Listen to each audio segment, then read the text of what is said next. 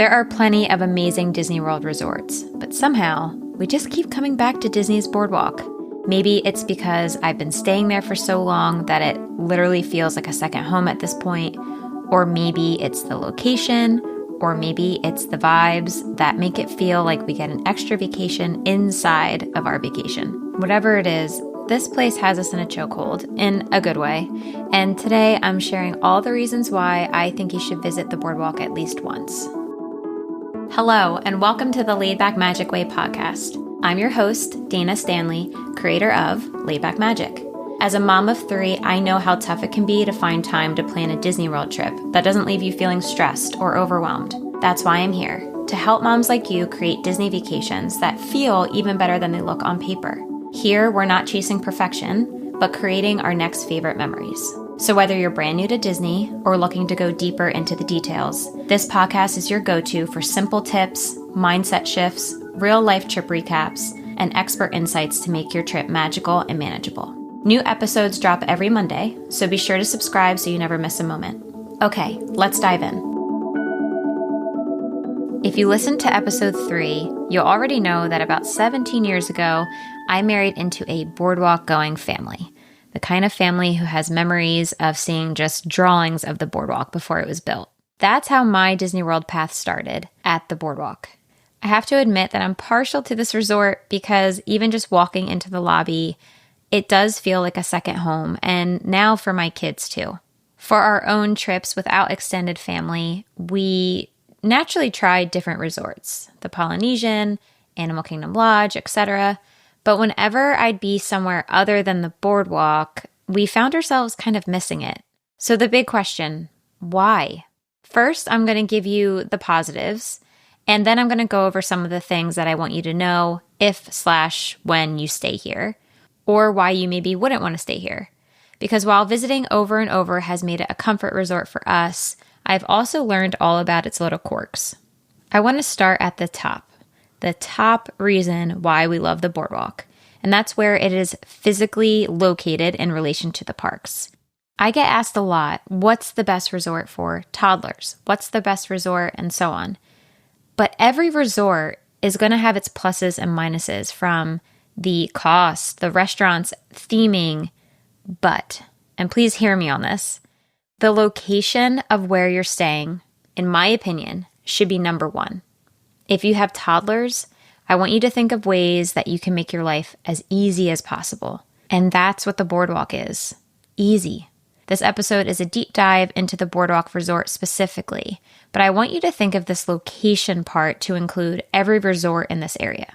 The resorts that you'll hear me talk about when I say, quote, around Crescent Lake or in the Epcot area would be Beach Club, Yacht Club, Boardwalk, obviously, the Swan, Dolphin, and Swan Reserve.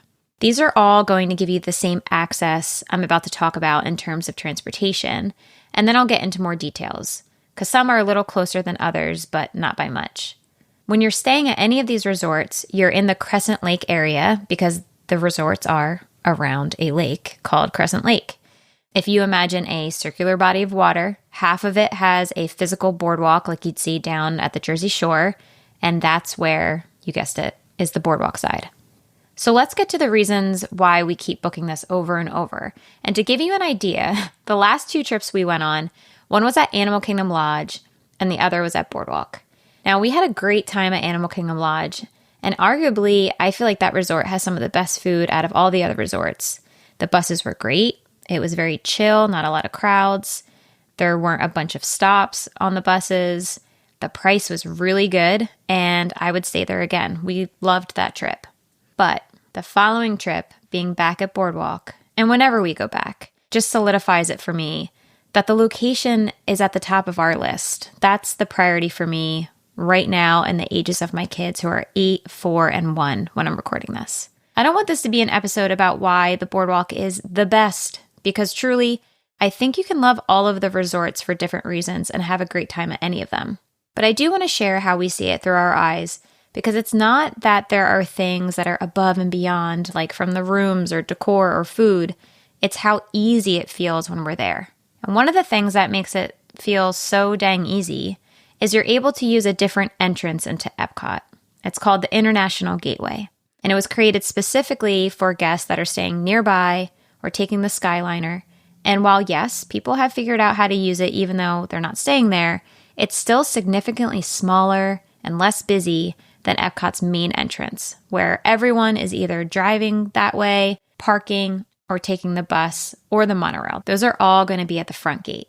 So imagine skipping the crowded main gates and just walking into Epcot through this really charming pathway that leads you straight into the World Showcase. It puts you between the UK Pavilion and the France Pavilion. This is especially handy to ride Remy's Ratatouille Adventure. This is a any height ride, meaning that even little babies can ride it, and gets one of the longest lines in the park. Because of this, it's also the first Lightning Lane to sell out. So whether you're using early entry or you have a morning Lightning Lane, which is the route I go with, you're golden. Another great perk of the International Gateway is if you stay for the fireworks, you can make an easy exit, completely avoiding all the people that are headed to the front for the buses, to their cars, and the monorail. And this might not sound like a big difference, but I'm telling you, these little conveniences add up and make a big difference on how your trip feels as a whole. Speaking of conveniences, here's a big one. Because the Disney buses are great, but they can be a bit of a hassle, especially with strollers, tired kids. I remember when my oldest was, I want to say, between 1.5 and 2, she hated the buses. She would just scream and cry the whole way to any of the parks. And it really made me appreciate the boardwalk even more because this area has the most options for walking to the parks. So both Epcot and Hollywood Studios are within walking distance. So yes, when you think about there being 4 parks in Disney World, that means you're avoiding the bus for half of them. You can walk or you can take a boat. So if you don't feel like doing that walk, which we prefer, but sometimes, especially on the way back, your feet are tired, you have a boat ride option, which is that are between 10 and 15 minutes. Kids love it. Get out in the fresh air, and you can do that for both Epcot and Hollywood Studios. And then from the boardwalk, you also have a short walk to the Skyliner station. So that opens up the whole gondola system to Disney's Riviera Resort, Caribbean Beach. So that makes it really easy to get to that morning breakfast reservation at Topolino's to see Mickey and get that French press coffee. I know I've said it before, and I'm going to say it again. Things can be very unreliable. So anything that you have a walking capability just puts you in so much more control of getting around. Another reason why I like this area is because the restaurants there are very easy to get reservations for, and it has some hidden gems that aren't super popular. So you may have heard of Via Napoli in Epcot. It's very popular for its pizza and Italian, and it's good, it's fine, but it's very hard to get a reservation for, and it's very busy. But Trattoria Al Forno on the boardwalk has, in my humble opinion, some of the best Italian food on property. Now, I'm not saying I'm going to fly to Orlando when I'm craving Italian, but it's always a solid meal, and it's a really easy dining reservation to get, especially the day that we get to Disney and you're tired of all those like snacks and airplane food. Just nice to sit down and have a hearty meal that, was a 2-minute walk from your room. Pre-2020, they had a character meal called the Bon Voyage Adventure Breakfast. It had Rapunzel, Flynn Rider, Ariel, Prince Eric, and I'm putting it out in the universe that this makes a comeback soon. They still have a regular breakfast without characters there, and it's great. You could sit out on the boardwalk and people watch. It's perfect for a resort day, or maybe you have an afternoon flight. I love that spot, but I really hope that the characters come back soon. And speaking of character dining, you have just a short walk next door to the Beach Club, has Cape May Cafe. And this is really a hidden gem of a breakfast. It has Minnie, Donald, Daisy, and Goofy. And I want to say it's the cheapest character breakfast too. Which, pro tip, if you have a breakfast reservation there, you could easily get dropped off at the Beach Club and then mosey on over to Epcot for your park day. You won't get an early start, but it's a great option for like a laid-back Epcot day where you have some lightning lanes waiting for you when you get there. When you're on the boardwalk, you'll see a booth called Joe's Margaritas, and they're nothing special, it's fine. But when you're staying at the boardwalk, you have access to the pool bar, Leaping Libations, way better margaritas, sunshine marg with salt. There's just nothing better than that on a check-in day with the kids playing in the pool. There's also the brand new cake bake shop, which I haven't eaten at yet, but I've actually heard really good things. So I'm just happy to have more dining at the boardwalk. We're going to talk a little bit more about one of the problems with the boardwalk at the end that has to do with dining. But even if you're booked at just the boardwalk, you do have all of the other dining options that are around. So you have a lot of restaurant options between the Beach and Yacht Club, Swan and Dolphin, the newer Swan Reserve, and they're all within walking distance, which is really nice. Now, let's talk about a little Disney hack that's not really a hack, and that's running Disney Vacation Club points, or DVC points. The Boardwalk Inn has a dedicated section for DVC members, but you don't have to be a member to stay there. By renting points from DVC owners, we've managed to book our stays for 40, sometimes 50% less on Disney's website. And even hearing myself say this, it sounds like a scam. It isn't. It's a legit, normal thing.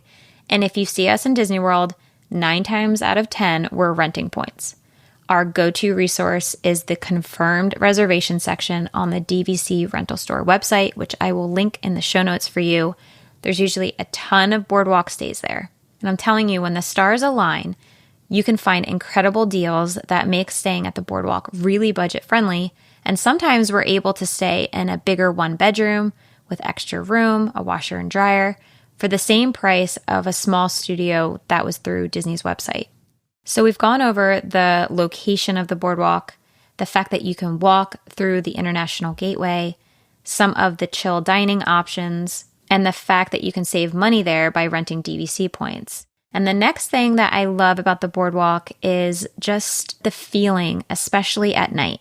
That's, to me, where the boardwalk really shines. It's got twinkling lights reflecting off of Crescent Lake. You hear the little kids laughing, running around on the grass. There's like street performers, like jugglers, magicians. You could have a whole night just hanging out on the boardwalk. One of our favorite things we've been doing lately is one adult goes and grabs pizza from the pizza window. Then we switch off and the other one goes and gets some to-go cocktails from Abracadab Bar, which is right next door, while the kids are just kind of like running feral on the grass right there. Have like a little picnic. Then we can walk over and watch the boats, grab some ice cream. And then they also do movies on the lawn with the kids, like a projector. They have little blankets out, little lights. The kids love that. Even if you're not staying at the boardwalk, you could still go to the boardwalk for free and just do that whole night I just said. I promise you the kids are going to love it, and it's going to be like one of their favorite nights of the whole trip. I mentioned that every resort is going to have its pros and cons. And while I do love the boardwalk, there are 2 main things that, for lack of a better word, annoy me a little bit. The first thing is that there's no splash pad at the pool. So I want to say every other deluxe resort has a splash pad for like toddlers and little guys. And unfortunately, the boardwalk just doesn't have one. The main pool has a water slide. My kids love it. It's fantastic. I really like the main pool because it's easy to keep an eye on everybody. You know, my kids are very spread out in age. So I feel like the sight line is really good. And again, the kids love the slide. But I would love like a dedicated little splash area that I could let my toddler run around. There is a smaller pool that I want to say maybe goes up to 12 inches, kind of like just a little splash pool for little guys. And there's a playground behind it, like a plastic normal park playground. It gets super hot. It burns their butts on the slide. So maybe if it wasn't super hot, but then why would I be at the pool? I don't know. I feel like they should just get rid of that, put a little splash pad. I'm hoping, again, putting that out into the universe. Nobody from Disney is listening to this, but if they were, we need a splash pad, we need chicken nuggets, and we want the Bon Voyage breakfast back. Okay? All right. And while we're on the topic of complaining, there are so many dining options on the boardwalk, but there is not a lot of just easy, quick options. There's the Boardwalk Deli. You have your sandwiches. There's tomato soup, which, again, not usually in the mood for when it's hot in Orlando. They have the pizza window.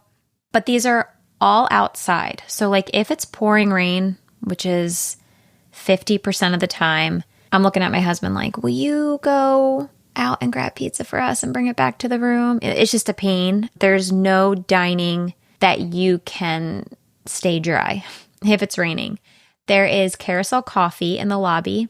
Really love it for the coffee and like quick breakfast options. They have bagels and muffins, a few grab and go things, but just nothing like warm.